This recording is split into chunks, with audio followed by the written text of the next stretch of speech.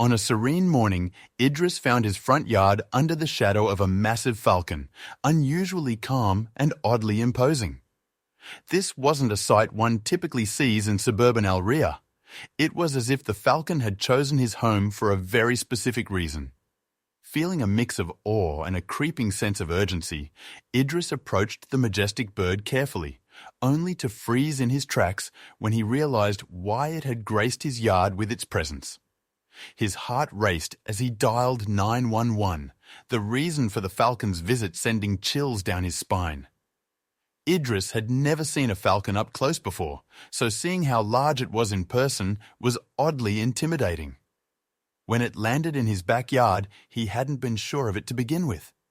He could never have imagined that the falcons he had seen in pictures were actually that massive in real life. Yet, he couldn't help but feel the need to approach it. In the end, this was certainly a once-in-a-lifetime opportunity. "I have to take a closer look," Idris mumbled to himself as he opened his front door. He was in awe at the creature, and as he took a step closer, he could feel his heart hammering in his throat as the animal spread its wings. However, his awe would soon turn into terror when he noticed why it was actually here. He took a few more steps forward, hoping not to scare the falcon into flying away. Though it flapped its wings a few times, maybe warning Idris to keep his distance, it stayed perched in his front yard. His eyes trailed the animal, not believing that this was truly happening to him. It was then that he saw it, and he could feel his blood run cold at the sight. It had almost been too difficult to discern, and if he had stayed inside his home, he would never have noticed it. But now, standing relatively close to the creature, he could see it clearly. He could feel the blood drain from his face as he felt his pockets. He didn't want to make any sudden movements. He didn't want to scare the animal away, not after what he had seen. "Shit!"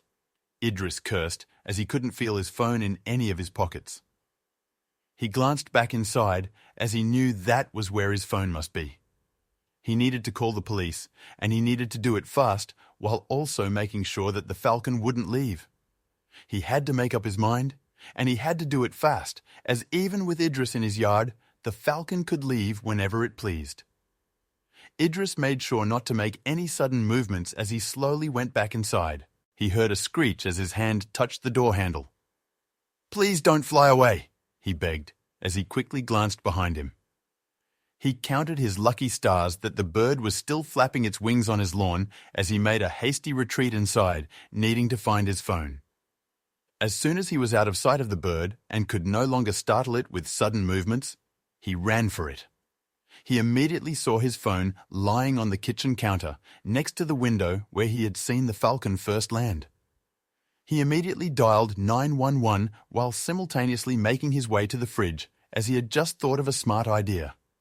He was searching his fridge when the 911 dispatcher picked up his distress call. "This might sound strange, but there is a giant falcon in my front yard," Idris started as he told the dispatcher what he had just seen as he moved closer to the animal. While he was telling the man on the other end this, his eyes finally found what he was looking for.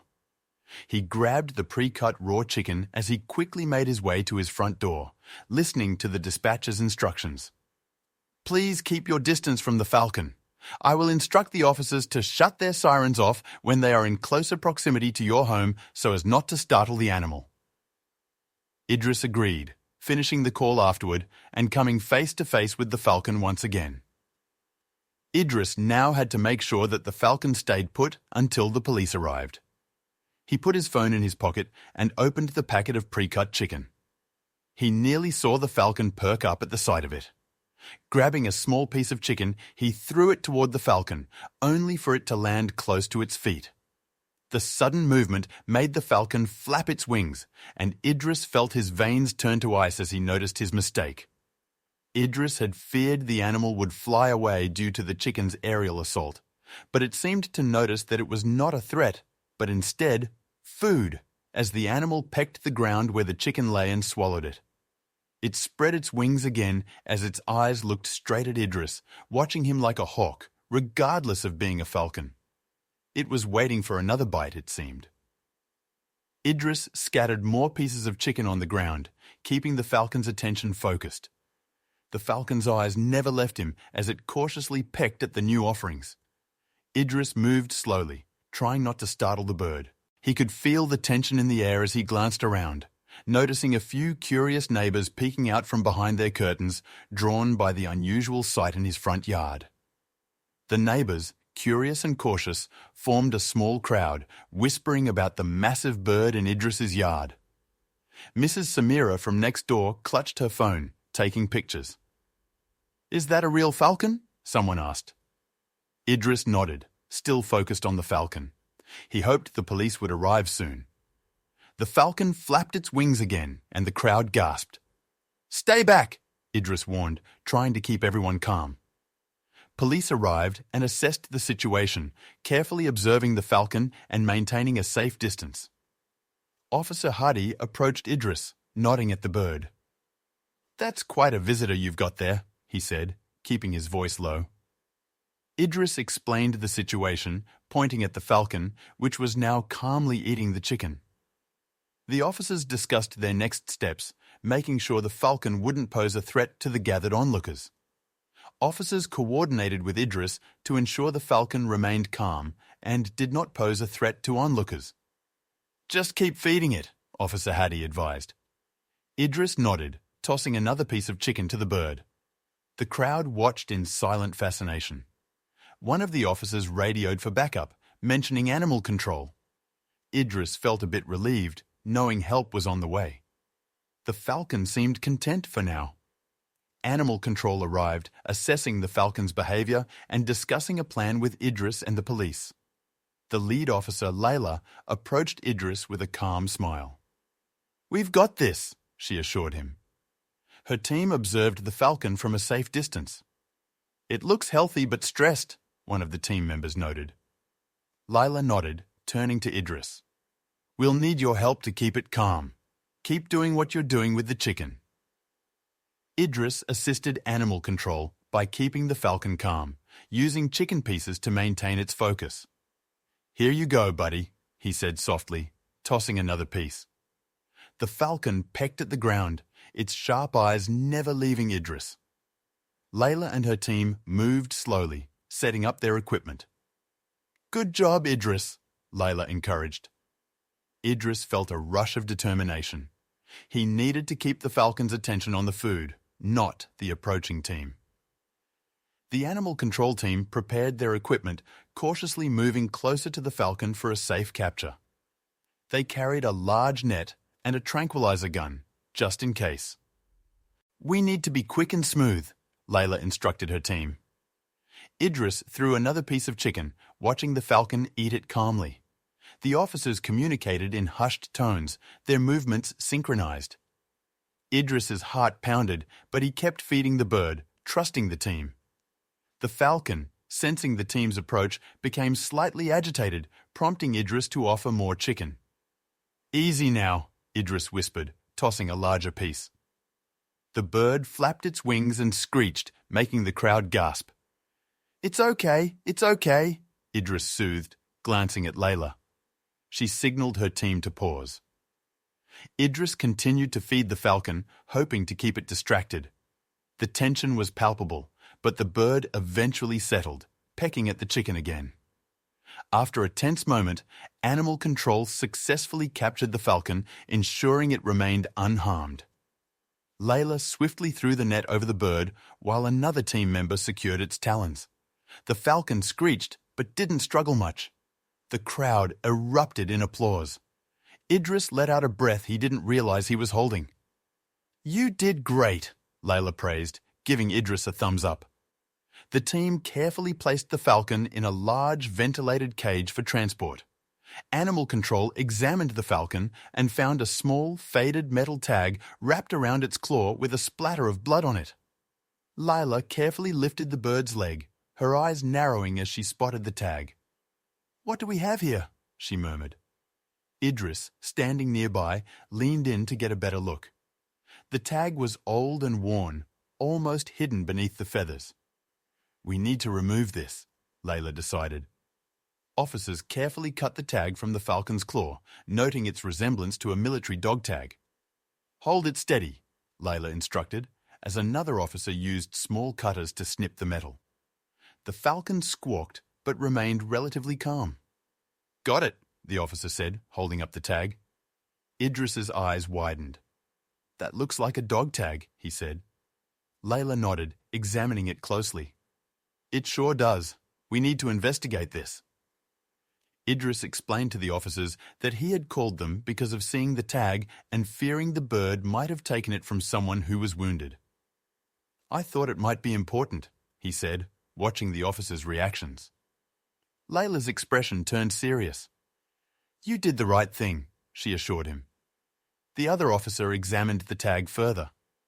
"This could be a clue to something bigger," he said thoughtfully. Police took the tag for analysis, hoping to uncover more information about the falcon's origin.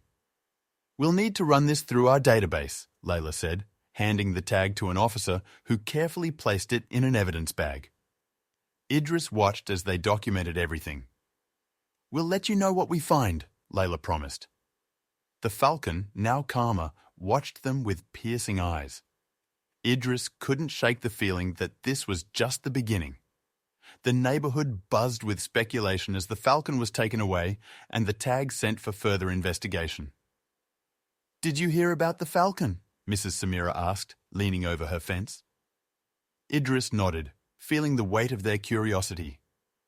"They found a dog tag on it," he said. The crowd murmured, theories flying about what it could mean. Idris glanced at the departing animal control van, wondering what secrets the tag might reveal. Idris, uneasy about the falcon's tag, decided to research its origins, starting with online searches. He sat down at his computer, typing keywords like falcon dog tag and military bird tags. Articles and forums popped up, but nothing concrete. "This is going to take some digging," he muttered. Determined, he clicked through pages of search results, hoping to find a lead that would explain the mysterious tag. He discovered that the tag might be linked to military use, piquing his curiosity about its purpose. One article mentioned birds used in espionage during wartime. Idris's eyes widened. Could it be? He wondered aloud. He read on, learning about various military programs involving animals. The idea seemed far-fetched, yet the tag on the falcon's claw suggested otherwise. Idris's curiosity grew stronger, pushing him to find more information. Idris noted similarities between the tag and those used in military operations, raising more questions. He compared images online with the tag he saw, noticing the same style and engraving techniques. "This has to be related," he said, scribbling notes. The more he learned, the more questions surfaced. Why was the falcon here? Who did the tag belong to? Idris knew he needed more than just online articles to find answers. Determined to learn more, Idris planned a visit to the local library to delve deeper into his findings. He grabbed his notebook and made a list of books and archives to check. Maybe the library will have something more concrete, he thought. Idris felt a mix of excitement and apprehension. He was diving into a mystery that was bigger than he'd imagined. Tomorrow, the library would be his first stop. The revelation of a potential military connection fueled Idris's determination to uncover the falcon's story. He couldn't let it go, not now. "There's got to be more to this," he told himself, packing his bag for the library trip. The tag, the falcon, the strange circumstances, they all pointed to something significant. Idris's mind raced with possibilities. As he prepared for the next day, he felt a strong resolve to get to the bottom of this. Together, they reviewed records, confirming the tag belonged to a falcon named Zepha from Operation Skywatch. "Here it is," Reynolds said, pointing to a file.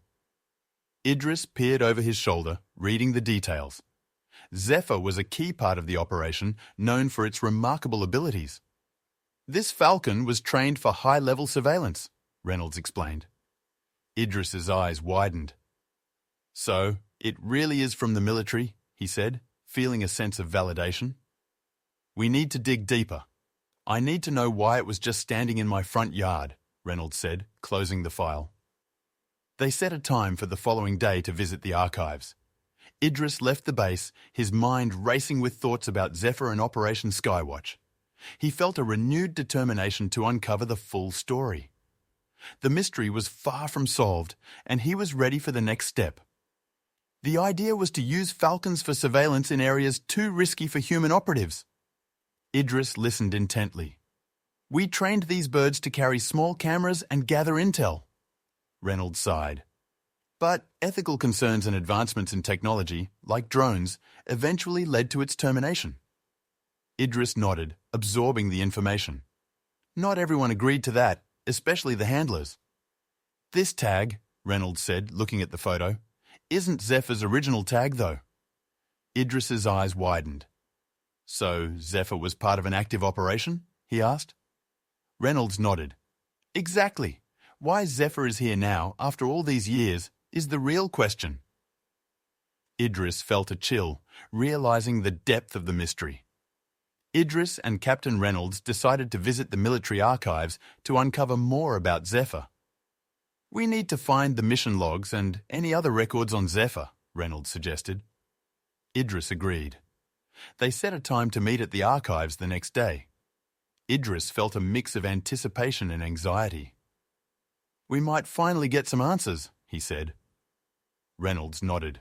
Let's hope the archives hold the key to this puzzle. They arranged for access to classified documents related to Operation Skywatch, hoping to find answers. Reynolds made several calls, securing the necessary permissions. We're all set for tomorrow, he told Idriss. We'll have access to everything related to Skywatch. Idriss felt a surge of hope. Great, let's get to the bottom of this. The plan was in place, and both men felt the weight of the impending discovery. The next day couldn't come soon enough. Their visit to the archives marked the next step in solving the puzzle of the Falcon's appearance. Idriss and Reynolds arrived early, greeted by an archivist who led them to a secure room. Everything you need should be here, she said, pointing to several boxes labeled Operation Skywatch. Idriss's heart pounded with excitement. Let's get started, Reynolds said, opening the first box. Idriss nodded, ready to dive into the mountain of documents before them. In the archives, Idriss and Captain Reynolds searched through boxes of old documents and reports. Let's start with these, Reynolds said, pulling out a stack of yellowed papers. Idriss sifted through the files, scanning for any mention of Zepha.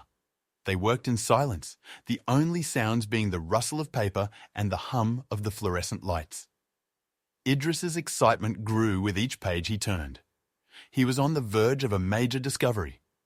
They discovered files detailing the training and missions of Zepha, the Falcon from Operation Skywatch.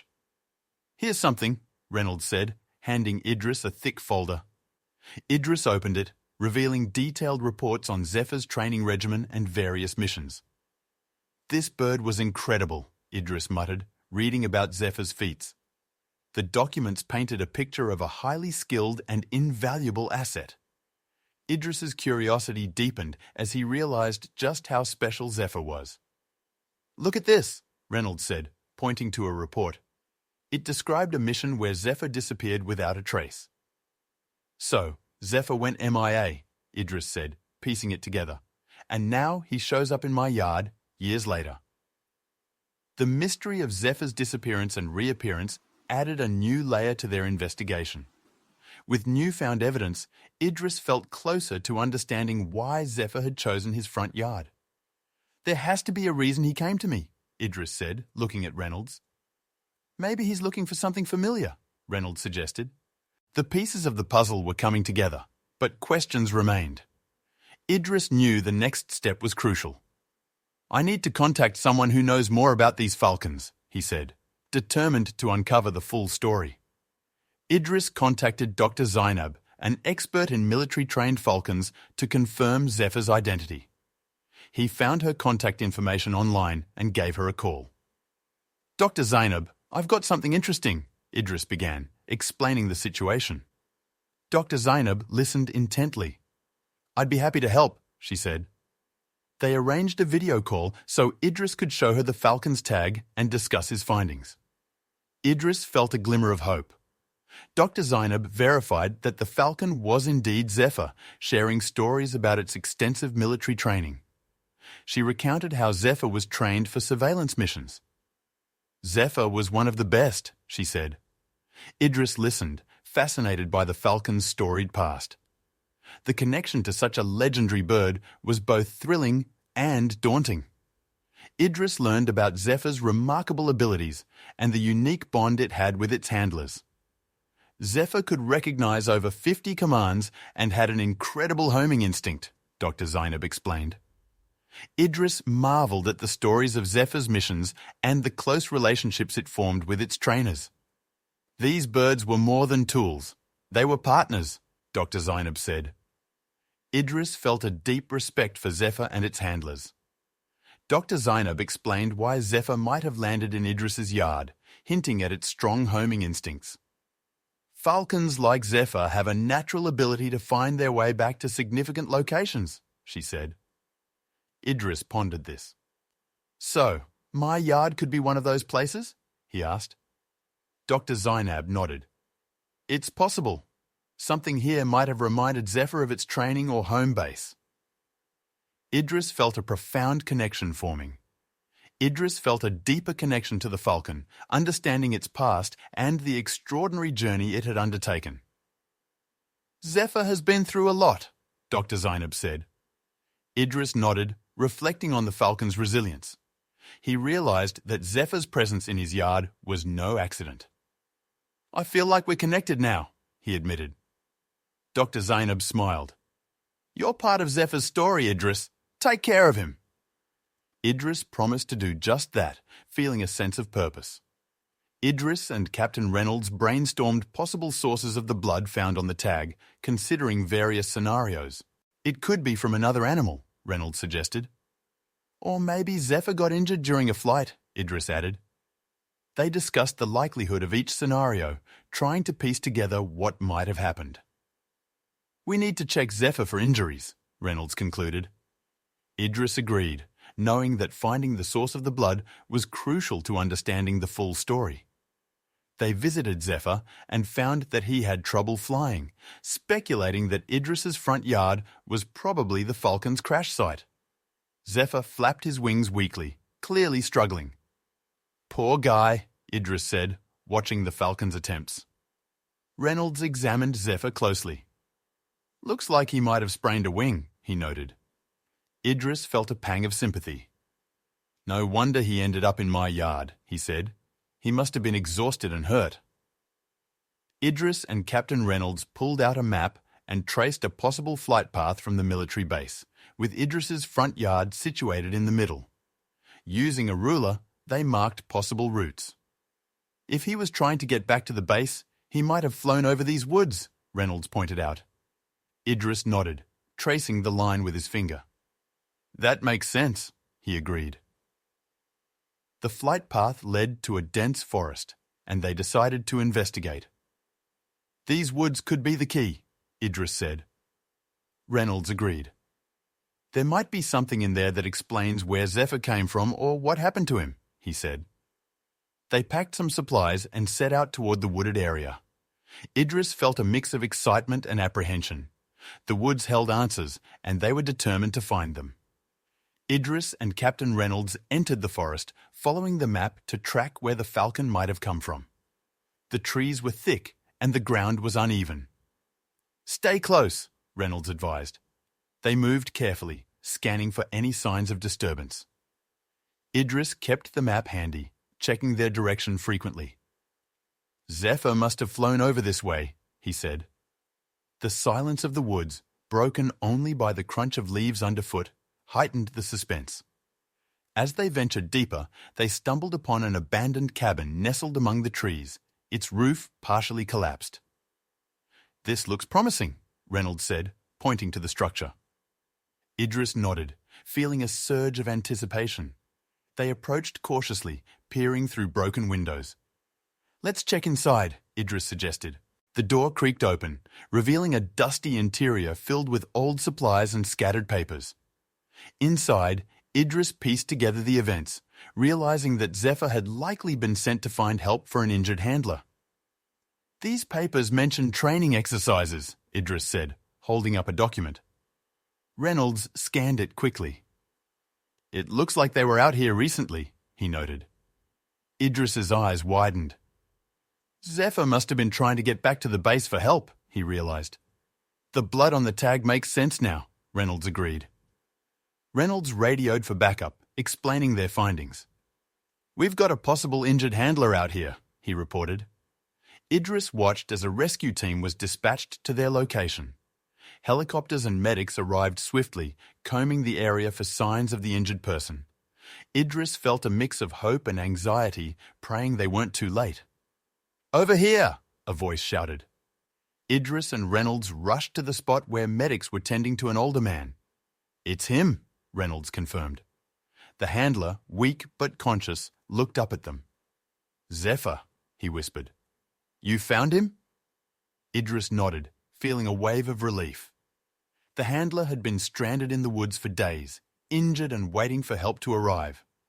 The rescue team also found another soldier nearby, injured but alive. "We got them both," a medic reported. Idris watched as they were airlifted to safety. "You did good," Reynolds said, clapping Idris on the back. Idris smiled, feeling a sense of accomplishment. Zepha's mission was complete and the soldiers were safe. The entire experience felt surreal, but incredibly rewarding. Idris was hailed as a local hero for his role in uncovering the mystery and aiding the rescue mission. The local news featured his story, praising his quick thinking and bravery. Neighbors congratulated him, and children looked at him with awe.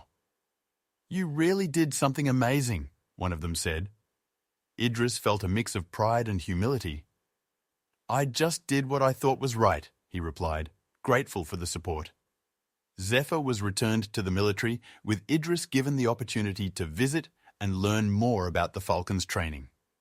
Captain Reynolds invited him to the base, where Idris watched a demonstration of Zepha's remarkable skills. "He's an extraordinary bird," Reynolds said, smiling. Idris nodded, feeling honored to witness Zepha in action. "I never knew falcons could do so much," he admitted. The visit deepened his appreciation for Zepha and the bond they had formed. The community celebrated the resolution of the mystery, holding a small ceremony in their honor at a local park. "To Idris and the team for their courage and dedication," the mayor announced, handing Idris a certificate. The crowd cheered and Idris blushed, feeling the warmth of their gratitude. It was a joyous occasion, filled with laughter, stories, and a shared sense of accomplishment. Reflecting on the events, Idris felt grateful for the unexpected adventure and the new connections he had made. Sitting on his porch, he thought about everything that had happened. "Who would have thought a falcon in my yard could lead to all this?" he mused. He felt a deep sense of fulfillment, knowing he had played a part in something significant. Idris smiled, ready for whatever adventures life might bring next.